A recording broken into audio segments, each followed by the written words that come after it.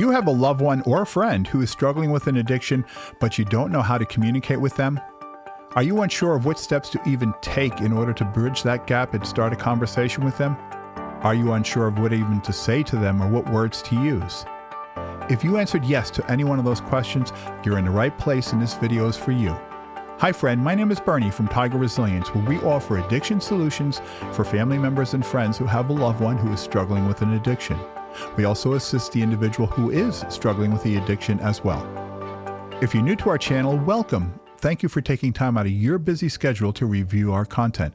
I truly believe that you'll find value in our program and our information. Tiger Resilience comprises of myself and Dr. Jamie Redwing, a partnership that has over 55 years of combined experience in addiction medicine, addiction science, and addiction programming and therapy. Today's video is all about how to communicate with your loved one. We're going to discuss the basic principles that are fundamental with understanding how to bridge the gap of a communication issue that you have with a loved one struggling with an addiction. Let me preface this first by saying that there is no cookie cutter for anything. Every situation is unique, every person is unique.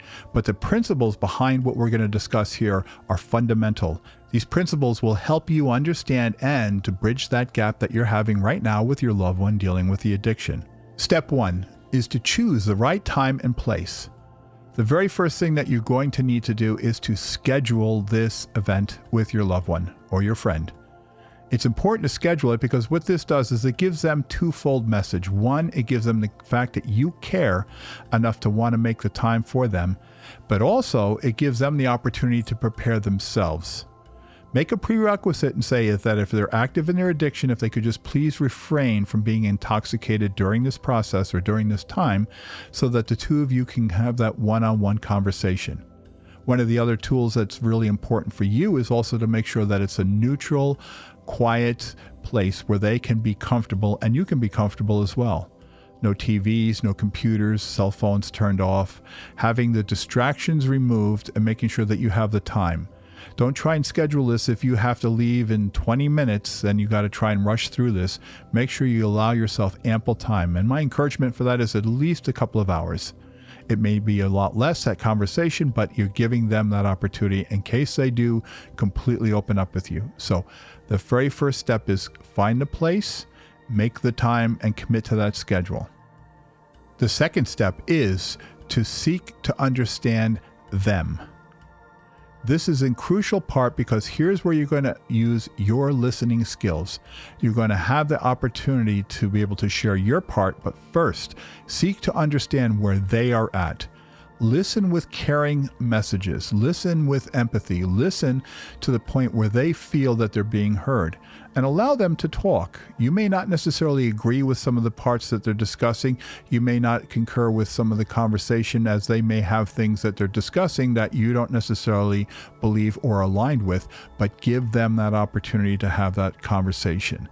If they share just about some nuances in their life, let them do that because this is how we start that door opening up. It may just be little bits of information at first, and as this process plays out, you'll continue to get deeper and deeper into the conversation where you can understand where they're coming from. The big part of this is seeking to understand them is it gives them the respect and it also gives them the understanding that you care enough to want to listen to them. You want to hear what they're doing and dealing with. You want to hear their story. You want to have this conversation with them firsthand. I share this with you because as a person who is recovering from alcoholism some 30 years ago, and you can certainly see in our video collections, I do have a video about that on my story, A Therapist's Journey Through Recovery. But explaining this process so that the individual understands that they're going to be heard was imperative in my own recovery, as my wife took the time to sit down with me and listen to some of the challenges and some of the things that I was going through at that time in order to understand me. When I felt that I was understood, even dealing with some of the more despairing times of addiction with alcohol, all these years later, I can share on that moment because it was so impactful on me, and I can see that moment right now because it was a game changer. It was allowing me the opportunity to be heard. She didn't have to agree with what I was saying, but she had the opportunity to learn and listen to what I was going through. And that's the most important part about this, seeking to understand your loved one first. Then the second part is where you express concern and empathy. This is where you seek to be understood and let them know that you would like to share how you are feeling about some of the challenges. This is where the I messages are very powerful. It's absolutely crucial for you to use this because you messages create accusatory statements and they create systems where an individual will start putting up a wall and potentially even break down that conversation and end it right there. iMessages could be something as, I'm concerned about your substance use right now. I'm concerned about your drinking or your drug use because I'm concerned about your health and your well-being. I'm concerned about your family. I'm concerned about what this could potentially do to you in a sense. And it could also be, I'm concerned about our relationship and my challenges because I'm fearful of what you're dealing with right now. And I am really concerned and want to understand and I want to help.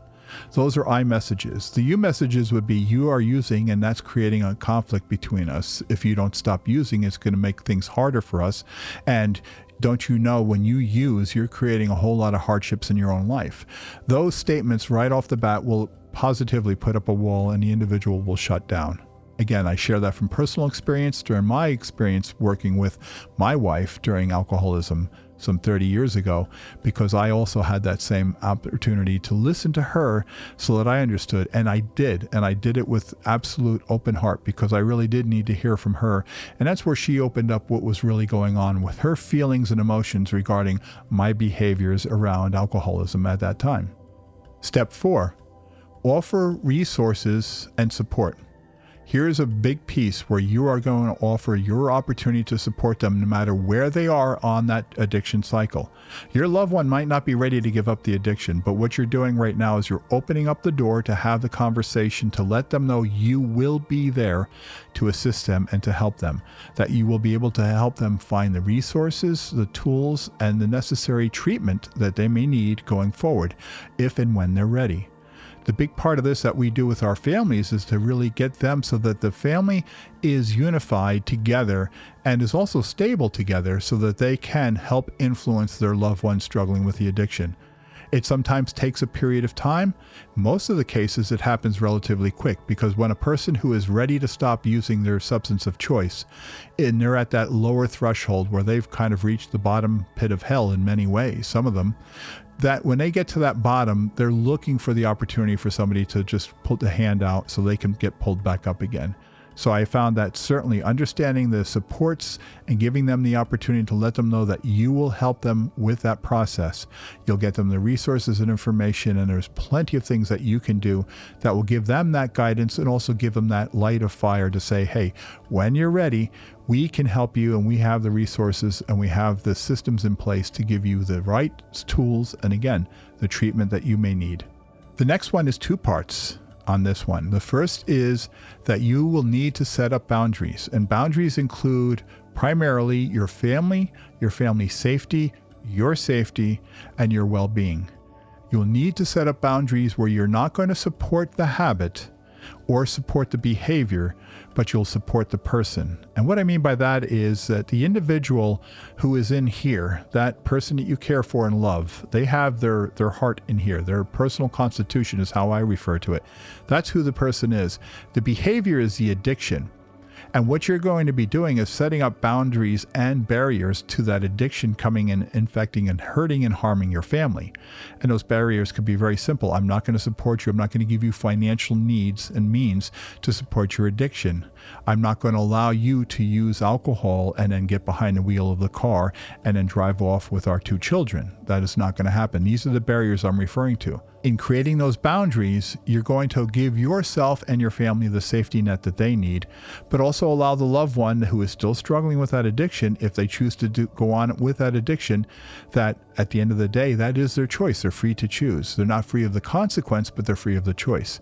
But you're not going to be committed to assisting them in that process, only to help, again, the individual here, not the behavior, which is the addiction out here.